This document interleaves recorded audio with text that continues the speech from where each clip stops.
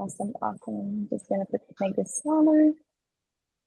Okay, there we go. So, welcome everybody to the monthly reset. And the whole purpose of why I created this webinar is purely for awareness. So, just bringing awareness to hormonal health because it's so diverse. There's so much within hormonal health to discover. So, that's where I came up with the concept because every month I was thinking, as there's so much within this topic, I wanted to focus each month on something different. And this month, it's one that is quite close to my heart, which is fibroids.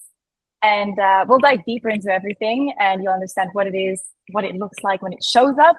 But I've dealt with it personally as well. So therefore, I'm kind of breaking the ice with this one. And basically, there's a mix of these workshops, which is number one, education. Each month we'll start educating ourselves on one new topic just to get a bit more awareness of female health. A second part is having a space to just pause and reflect and checking in with ourselves and just having that monthly accountability with ourselves. Now, we as women are incredibly strong. We can take up so much, and we are capable of so much. And sometimes it doesn't mean because we are capable that we should take on so much. Within our day-to-day life, within our career, we are kind of living and working in a 9 to 5 model, or 9 to 6 for those who maybe are not as flexible. And it is created for the masculine, for the male society, for them to show up optimally and the best they can. And for us, it doesn't work that way. We are, we have a hormonal roller coaster. We have a 28-day cycle or 23 to 31-day cycle. It's different. So for us to show up in a masculine way at work and then going home and then also attending to the relationships and wanting to be a giver with family, with friends, and wanting to support them as well, and being in your feminine as well as being in your masculine, it can take a toll. And hi, Tatiana, welcome to the webinar. We were just starting, so you're at a perfect timing. Great. Joining from? I'm joining from Slovakia. Amazing, cool. We've got a big mix over here, and all of these things showing up. Putting so much pressure on ourselves, it can cause for us to lose the connection to ourselves. And often there's not that link made, but it's connected to all the symptoms that we are experiencing throughout our cycle. And the symptoms can show up as so many different ways. Yeah, let's pause, reflect, and deeply connect. So I gotta keep my camera off. No worries, guys, don't worry about it. Okay. Oh, there we go. Now, these are the most common women's health symptoms that might be connected to your cycle. And maybe some of them you wouldn't have recognized as being in connection with your cycle, but they are. And if there's any of them that stands out, please type it in the chat which ones you do have. But being tired is one of them. And this can also be through chronic stress or through heavy bleeding. Heavy bleeding is also one that I used to suffer with a lot. I actually bled for 12 days straight. And it was quite scary because it just would go on.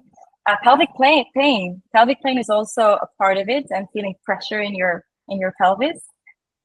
One of the most recognized one is period pain. Here I used to actually suffer really bad, and my period pain used to be so bad that I actually vomited and vomited and had diarrhea because the pain was so intense, and I just felt like as if I had a fever. And these are just dysregulations that happen.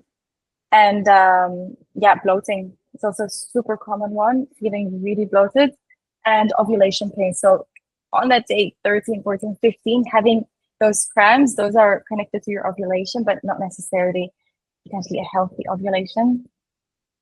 And acne is a huge one. I actually suffered with it myself only recently, and just healed. I'm incredibly thankful that I managed to heal myself, because acne is something that is so it really messes with confidence and with how you show up. So yeah, there's type in a chat whichever one that you are currently experiencing, and I'm gonna see if I can actually open the chat because I'm not seeing it directly here. I would love to see what you're all are saying. There we go. Okay. Okay, PMS signs. Yeah, super common one. Nina, bloating, feeling tired. Yeah, no, and it definitely comes in between work as well and how you show up with friends. Feeling moody. Yeah, it goes together with the PMS. Absolutely. So diarrhea for me every single month, coming even slightly before menstruation. Yeah, it's because of those contractions that start happening. So to give a bit of an overview, there we go. This is me. I am, my name is Ruby, if I haven't introduced myself yet. I am, you're pregnant, you're feeling everything. Yeah, your hormones are probably in a different place. I hope the pregnancy is going well. So yeah, I am a menstrual cycle coach and hormonal health specialist. And I haven't been doing this for all my life, and there's a reason as well why I got so incredibly fascinated within this topic. So for years I thought I did everything right. I've been always so excited about working out, about eating healthy, eating really clean, learning about all the wellness practices. But I still had a period that would last between 10 to 12 days, had period cramps that actually made me faint. I was at the metro station in Barcelona and I was going to meet a friend, and I thought, you know what, I already had my cramps. So now it has happened already. It's not going to happen again so strong. Little did I know, I showed up at the metro station. I walked up the stairs and somebody had to hold me up because I just couldn't, my body wasn't strong enough because of the pain. So these things kept on happening, and I clearly wasn't healthy. There was something up with me. And on top of that, I struggled with ADD, and I've always had energy. Well, I've always been active. And nobody could kind of support me that way or explain me what to do or why this happened, except wanting to offer me the hormonal birth control pill. Please type in the chat yes if you've gone to a doctor and they prescribe you the hormonal birth control pill as a solution. Anyone? Okay, not yet. So that is a positive sign. I hear this a lot. So yeah, not criticizing on birth control, still on birth control. Okay. Yeah. Okay. So basically, I discovered hormonal health, and I discovered it partially because of healing, but also partially because of fascination. And I thought, you know, I did not know that this was a tool that we had within us, and it's a tool that actually can amplify our creativity and help as well with focus. And this has helped me so much with my ADD and understanding how to actually be more focused and feel more in flow and feel more at peace. And yeah, more than anything, just inner peace through hormonal awareness. So yeah, I stepped into learning everything to support my cycle and also supporting women around me, because the whole purpose is also helping other people.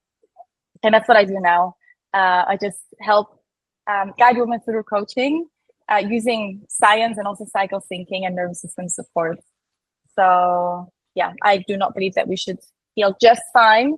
There's a way that we can feel incredible and have sustainable energy. So that is what I focus on a lot.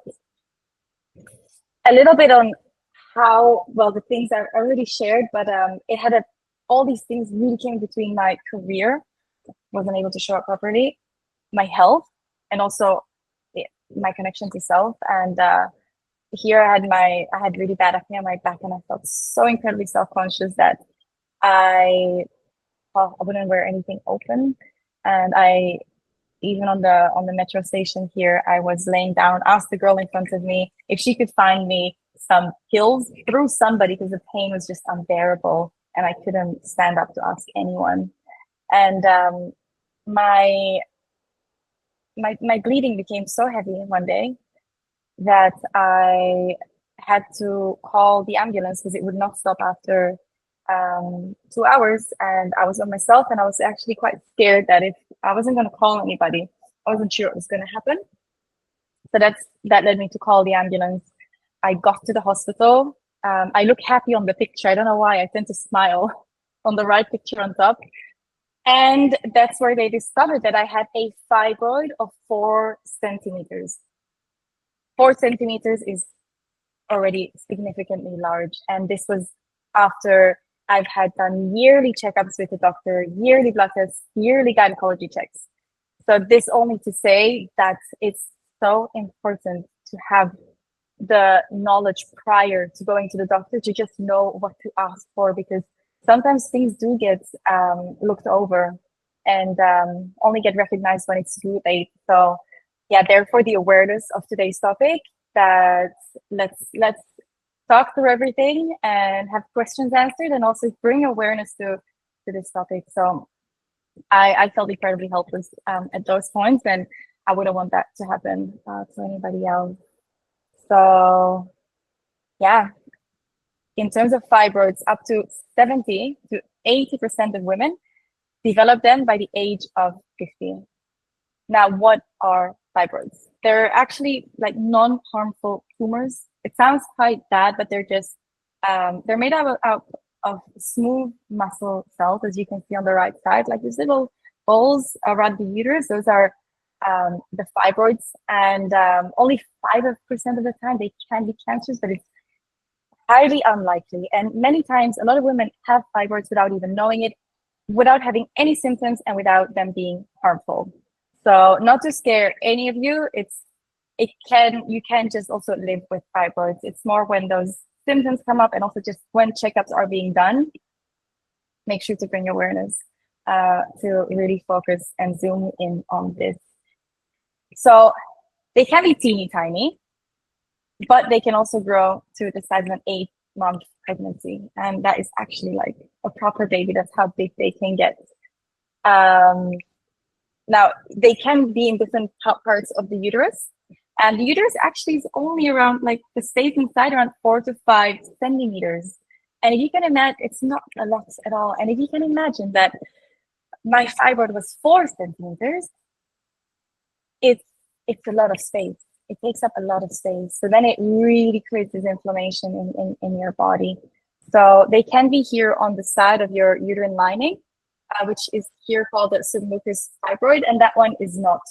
That one is actually, you usually feel that one the most. You have heavy bleeding, etc.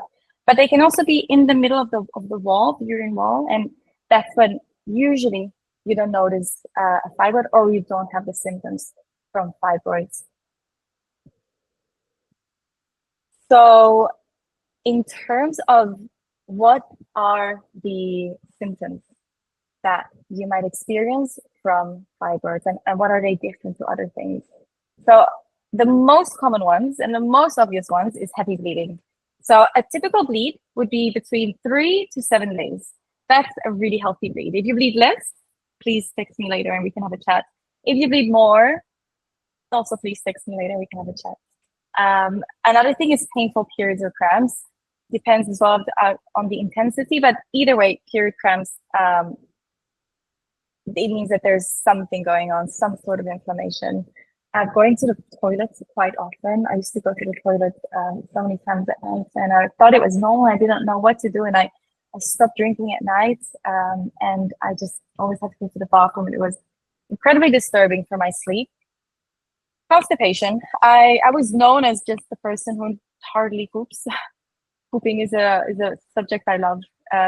It's such an important part of our detoxification, and it's so important to poop frequently as well, and to have a bit also to know what type of poops are good and worse. Low energy, low energy. When you bleed so much, and also when there's inflammation happening in your body, your energy gets seeped away. So this is also a really big part of it. And the most, yeah, also quite annoying one is brain fog, not feeling clarity, feeling wanting to focus, wanting to be sharp, wanting to be there, but you're just not able to, even though no matter how much you would like to. That's also a sign. And the less obvious ones, and the ones that kind of make me quite mad, because I wish, this was known much earlier, is difficulty getting pregnant. So as you can imagine, it can take up quite a lot of space in the uterus. And for fertilization to happen, it can actually clash with that. And that can also cause miscarriages because there's just no space.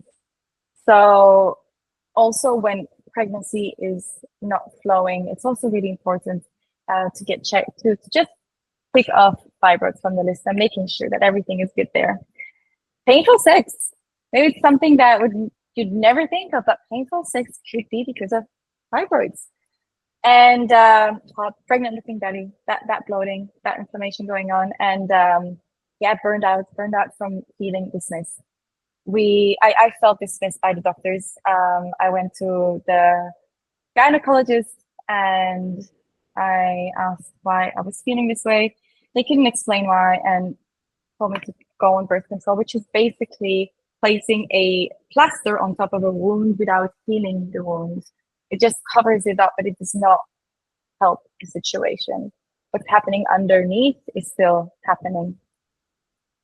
So I actually have a friend, her name is Stephanie, and currently she is in her late 40s and discovered only recently that she has a fibroid and has been trying for kids all her life and did not realize that that was a factor.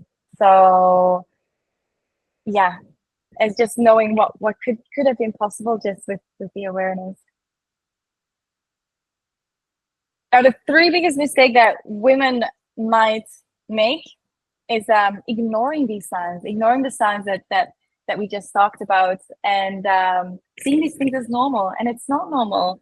Our body's really smart. Our body's so incredibly smart and usually knows how to heal itself, and if it keeps on sharing signs throughout your cycle, throughout your bleed, your ovulation, or in between, it's your body speaking to you. Your body's speaking to you in symptoms. So yeah, it's really powerful. And the more we start noticing, the more awareness we start having and listening to our body, the more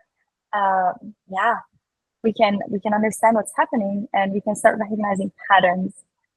Another thing is painkillers. Painkillers, instead of understanding the root cause, healing. And in the end of the day, painkillers aren't necessarily incredibly good for your body, or doesn't necessarily look at the why of the pain. And then lastly, thinking that surgery is the only solution. So in terms of what is possible, now I'm in holistic health, and I also medicine and the medical, it's so necessary. I go to the gyno, to all my doctor's appointments, to have the awareness. But I think it's so important to just work together, to have advice from professionals, from a medical doctor, but also seeing holistically what we can do to really understand the roots and how we can also work on things, so that we don't spend so much money on continuous healthcare and medicine, medication, but also just starts focusing on the symptoms and the why behind things.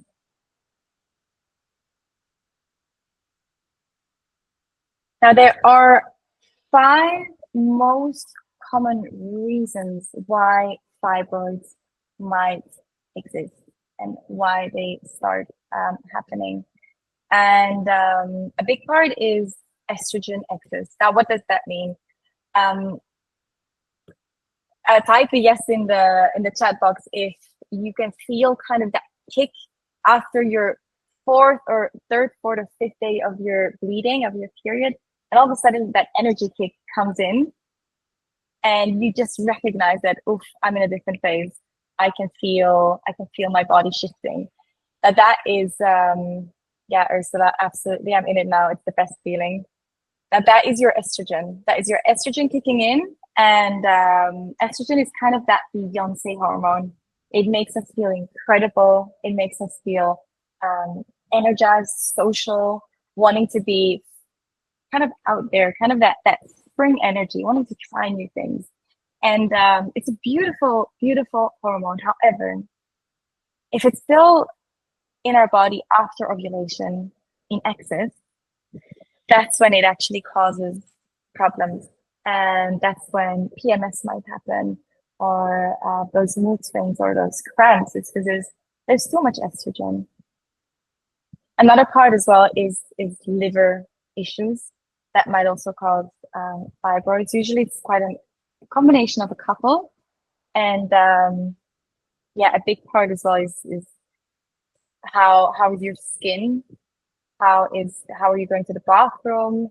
All these things are quite connected to your liver, and also all the endocrine disruptors from toxins from skincare, from products, etc. They might all contribute to those liver issues. And another one is adrenal issues. Now, our adrenal glands are actually these two tiny glands that create that beautiful hormone called cortisol, which is our stress hormone. Now, our stress hormone is actually there to help us. It serves in such a good way. It makes sure that we wake up in the morning. That's when our cortisol is the highest of the day. And it also makes sure that if something happens, if we are being attacked, well, nowadays we don't get attacked by a lion, but if there's something stressful happening, we are alert, we are sharp, we know what is happening. And it's from an evolutionary perspective, back in the day, our body still feels that sensation as if we are being potentially attacked by a lion, or trying to save ourselves. And that automatic instinct, that cortisol kicks in to just help us. But if it's overactive and if it's on continuously, it's not going to serve us anymore, or when it's in a constant state of stress. So that is also a cause for a fibroid to grow. Another thing is hyperthyroidism. So an underactive thyroid, meaning there's not enough hormone produced, but the balance of it is not proper. So that can also cause for that fibroid to exist. And then lastly, low vitamin D. You'd never imagine it's something that feels so simplistic, but actually low vitamin D is also a common contributor. And nowadays we tend to be inside a lot and not spend a lot of time in the sun. So even going for that walk in the morning, first thing, and stand outside of your house in the morning, or on your terrace when you have your breakfast, just having some sunlight, that really, really, really helps already. So there's small things that we can do, and that there is a way. Well, in terms of fibroids, there's a limit. So if it's 4 centimeters or more, most likely it needs to be removed surgically. And it's not a big intervention, but a surgery would be necessary. However, if it's less than 4 centimeters, and that's why it's really important to start recognizing it and checking it up at the gynecologist, is that can actually be, we can shrink a fibroid. So we can actually, in a natural way, make the fibroid smaller without having to go through surgery. So it is possible, and there's 2 ways over here. And yeah, these are the 5 most common reasons. And just to share where I'm at today, oops, I see a picture is missing, but it doesn't matter. Well, I used to suffer with a fibroid, also ovarian cysts, which is, it can go towards PCOS, but it's not because I don't have all the signs. But I did have a lot of menstrual issues and felt quite defeated and helpless. But nowadays, this is actually here in Bali, a workshop I hosted. And I am proud to say, even though I planned it really badly, because this was on the first day of my period, I would not do that, but the availability wasn't very flexible. But it was my first day of my period. I did not suffer from any pain. I did not take any painkillers, and I was able to just show up. I was able to show up, feel good, and follow through with my plans. And it's such a, I'm still slightly in denial whenever I have my period that this is my reality, but it is possible. And it's such a kind of inner peace to know that I feel just really comfortable in my body through the healing.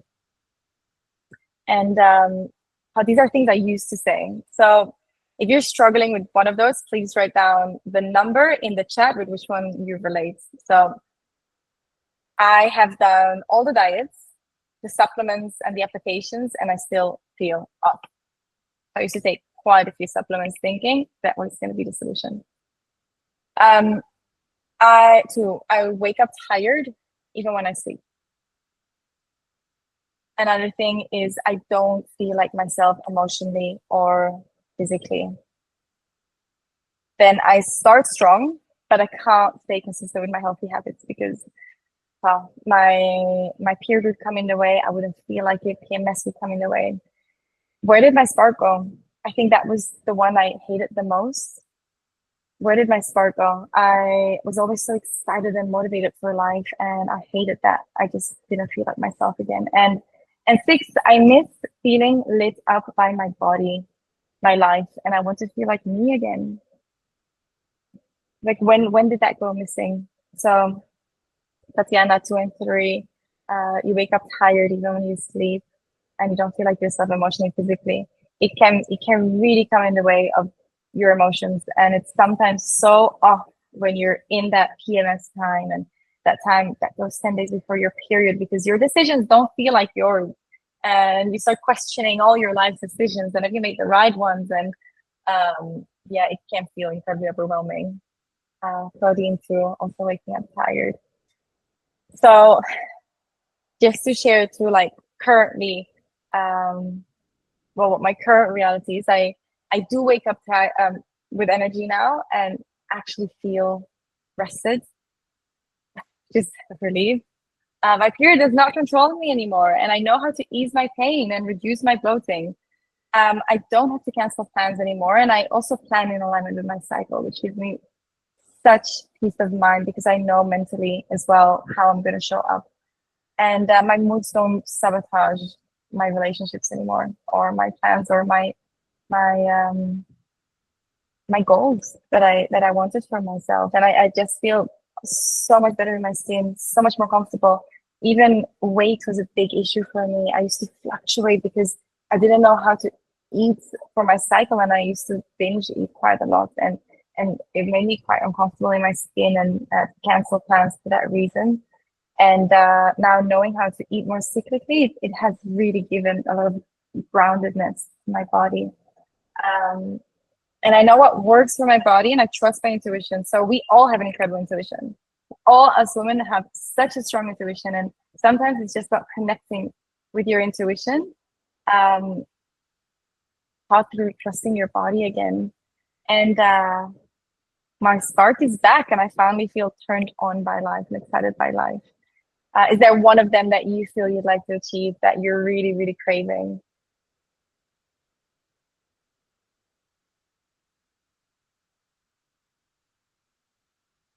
My biggest one was having that spark back for life, feeling that excitement again. My moods no longer sabotage me. Yeah, waking up. Energy is a huge topic. Energy is a huge, huge topic. I did a prior workshop as well on energy, and it's a big one. I feel like a lot of women struggle with energy, especially due to hormonal issues. Ursula, intuition. Yeah, absolutely. So Now the how is to how I usually how I actually cured myself, and how I also work with clients is I use 5 really essential elements here. And the first one is awareness, just the awareness of our symptoms, of our cycle, of the cycle phases. Put a yes in the chat box if you know about the 4 phases of the cycle. Are we all aware of those? Tatiana, yes. Awesome. Ursula, yes. Okay. And then even further, do you know the association of phases with seasons as well? As in like autumn phase, summer phase, spring phase? Yes? Awesome. Okay, I love this. Good. No, that's advanced. Okay, perfect. Yeah. So our um our menstrual phase when we are bleeding, this is also seen as our menstrual phase, as our inner winter, because also how we show up best for ourselves during this phase is how we would actually act in winter, which is eating cooked foods, eating stews, eating warming, grounding foods. Even vegetables that are really like root vegetables are so incredibly grounding for us then. And even the activities that you would do are the ones that you would typically do in winter, which is with smaller groups, cozier, one-on-one chat, having that tea. And these are all incredibly grounding, nourishing activities and ways of nurturing yourself that you would do in winter that fit that menstrual energy. And the same goes with the other seasons. So your follicular phase is your spring phase. Now, why is it your spring phase? It's because you have this new energy. You want to try new things, and also eating fresh and raw foods are incredibly good for you. It's good for your for detoxing that estrogen, and even energetically, that's just how you show up as if it's springtime, and that's how the seasons relate to your cycle. And ovulation is your summer. It's the best time to like plan anything that's communicative and outward. And then we go back to our autumn phase, which is our luteal. So that's how the seasons beautifully play into the cycle. And yeah, so going back to my cyclical empowerment method that I use is cycle awareness. And another massive part is nutrition and fitness. It's the fundamentals, it's the basic, and it's also understanding your lifestyle around these 2 things. And creating self-care habits that support your hormones. So more than anything, we tend to prioritize everybody around us and everything around us that it's so easy to negate and put our own self-care in the back pocket. So it's back to going to these grounding self-care practices that are really good for you and your nervous system. And energy, raising your energy levels through all of these practices. And at the end of all of this, you walk away with a personalized plan, a plan that's personalized to you, because there's no size fits all. We're all unique. We all have a different body type, different Ayurveda, different symptoms. So there is no one size fits all. So therefore, I work with a personalized plan with everybody. And yeah, this is my 3-phase method that I use that works really well. Now, I'm not going to go through this. With Ruby, I had such I'm going to turn this off. So, yeah, these are just some testimonials of clients. But what I did want to do today is I would love to offer a health and hormone scan for free. So within this health and hormone scan, we just get a bit more clarity on what's going on, what are the reasons. And I mean, I also appreciate all of you showing up and showing up for yourselves today. So for the first 3 that book a call, I'm adding the call link in the chat box. So for the first 3 that book a call today, I'm offering a free health and hormone scan. And there we go. It's in the chat box. So that is it. And now it's all about awareness and starting to listening and noticing and tracking your cycle. So a little self check-in, and feel free to write it in the chat box, or feel free to even journal about it, but just a moment to pause and really see what stood out for you about this month's topic. and what is it awakens? What are you curious about? What do you want to learn more about after hearing about this? And not just about your own life. Maybe there's stories that you've witnessed from friends that they've shared with you or family members, and you start recognizing these things. Maybe this can open up a conversation. So just take a moment to see what feels important right now, and feel free to also add in the chat box if there's anything you want to share over here that you'd like to learn more about, or that felt significant.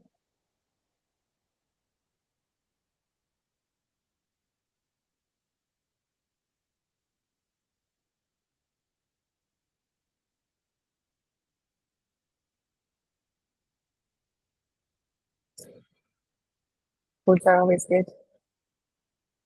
Yeah. Yeah, true. Now, if pairing food with your cycle and cycle phases, it's a really powerful one. It's a really powerful one. Okay, good to know. I'll take note for next time.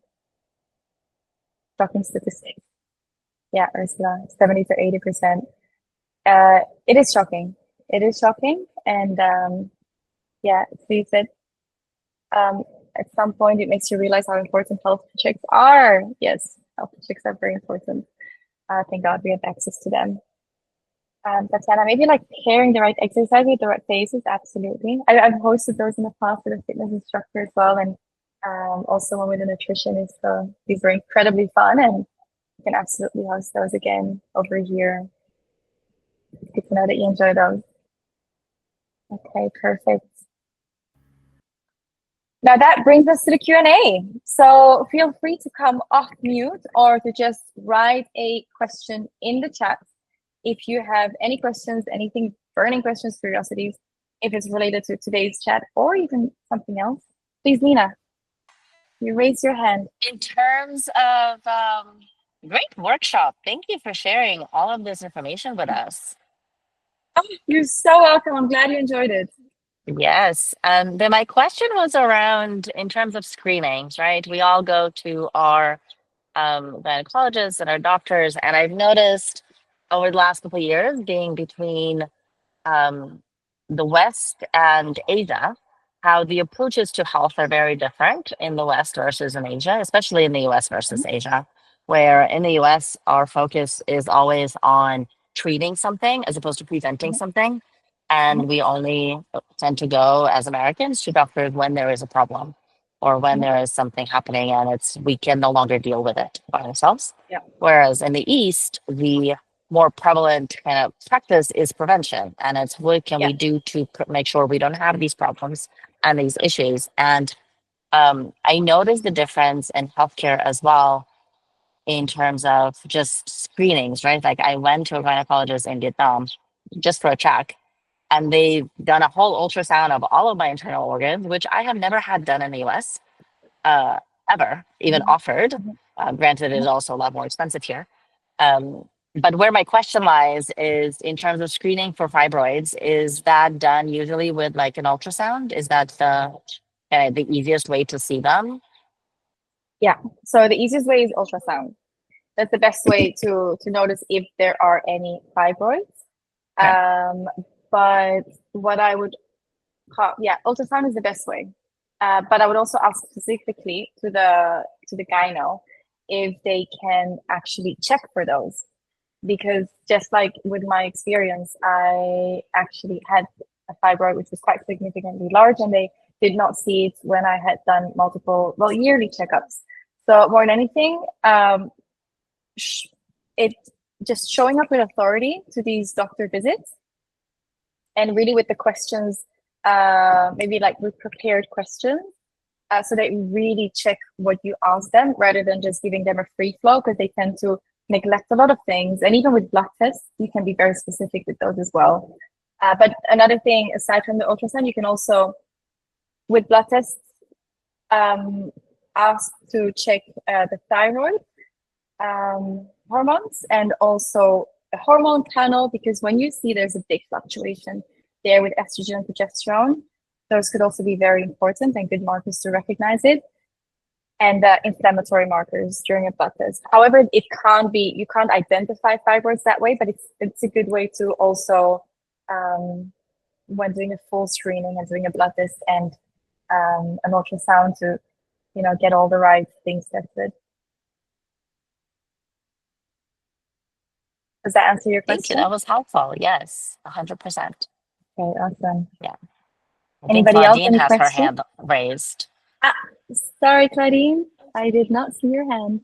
Please. Oh, just a comment. I don't have a question, but yeah, thank you for this. I'm very new to the world of learning about your hormones. I really think like this is something they should teach in schools, but they do not. So yeah, I'm looking forward to. I think it's a series, no? Like you're teaching these in a series. Yes, I am. Yeah. I'm looking forward to learning more about those because I think so. What sparked this for me was I think like a year or two ago, I was doing a road trip down the coast of California, and I was listening to an audiobook.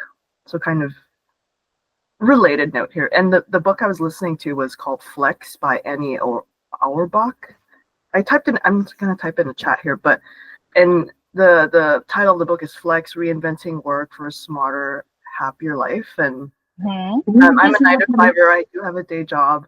So I was imagining that she would be talking about, work stuff, but really she was talking about how working in certain parts of the year, right, whether we're in our luteal phase and what have you, impacts, our output of work. So I don't know, I just wanted to share that. And I haven't read much into hormones and everything else after that, but this is a great continuation of that. Yeah, no, it's so fascinating. Fascinating. So And it's called Reinventing Work for a Smarter, Happier Life. Yeah. Yeah, and I listened to it on Audible. So if you're like me, I would love to read more, but listening to it is just eye-opening as well. So it is really eye-opening. Productivity is a massive part of hormonal health as well, and having dealt with not knowing how to navigate my focus with my attention issues, being able to shift my productivity throughout my cycle and understanding when I'm most creative, when I'm most productive, what type of tasks to do, even in terms of when to, even organization, there's different types of organization, and when to do it in which phase of your cycle. All these things are giving me such insight. Also, focusing on that energy management rather than time management, because it's not made for us the way society is set up. So there's a way we can work really smartly, just with a bit of awareness, and it's actually not that complicated. It's just the education. Like you said, it's a shame we don't have it from school. But now, thankfully, people are talking more and more about it on Instagram. You start to hear more, and it's not as common hormonal health coaches, but I think little by little, people are starting to be educated in this field. Yeah, I think. I mean, it kind of gives reasons for seasons too. Like I myself, if I could choose, I would choose to be in summer all the time. But I also understand we can't be 100% all the time. So we cannot. It's funny you say that. Little comment before we move on is I just wrote in my newsletter as well. I was feeling very nostalgic because I had the most incredible week. I was in my summer phase and I was feeling so high on life. And this is such an incredible feeling. And I was going into my autumn phase, but even my activities for that week reflected the autumn phase, and it didn't feel as exciting. And I was feeling a bit sad and a bit melancholic even. And it just reminded me of, Ruby, you need to accept that this is your phases. And if you don't have that time to rest and you don't embrace your winter phase, you can't show up for your summer the same way. And also you won't appreciate it the same way. And that's how life works. And it sucks, but it just is. So I get you in wanting to stay in the summer phase. Oh, it's the best. Oh, one question. I was taking a couple screenshots, if that's okay. I wonder if that was okay. Of course. Thank you. Of course. Feel free to share with whoever, or even if you want to post about it and tag me. I'll just put my Instagram as well over here so you all have it. Sounds good. My Instagram name is called Period Bloom. So even if any questions pop up in the next couple of weeks or days, you can always reach me here. Okay, Ursula. Yes, please go ahead. Hi, thanks.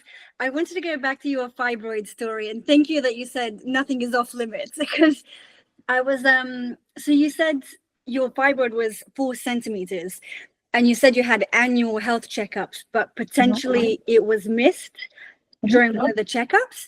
Do you think that was because are the checkups always internal or sometimes external, and maybe that's why it was missed? I'm just trying to think how it could have grown and sort of been missed during the checkups. Really good question. So usually checkups are done internal and not through ultrasounds. Internal, it's also how you can notice that there's some kind of inflammation happening.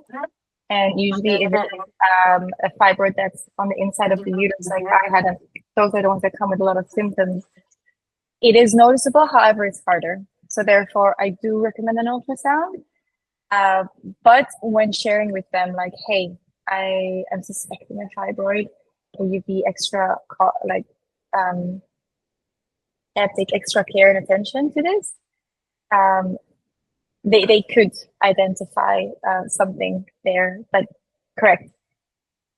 Once having done that, it's better to then double check with an ultrasound, but normally they already, once they see something out there, like, they will naturally start booking you in for an ultrasound as well. Any other question? Okay, so for all of you, Claudine, Carolina, Tatiana, Thais, Nina, any other questions before we close today's session? It was so nice to have all of you here, by the way. Okay, then this is it. Feel free to also No, but I would love for all of us to come on camera so we can do a quick screenshot. Ready? Yes, I got us. Yeah, awesome. Okay, cool. Well, see everyone. It was so nice having you here. Thank you, Nina, for hosting this and for managing this platform and for recording this as well for those who missed it. And yeah, feel free to reach me on Instagram, and I'm looking forward to those who booked in their health and hormone scan to dive into everything. Thank you for sharing this information with us, and thank you everybody for attending. Have a great day, evening, night, morning, wherever in the world you are. Bye. Thank you. Bye. Take care.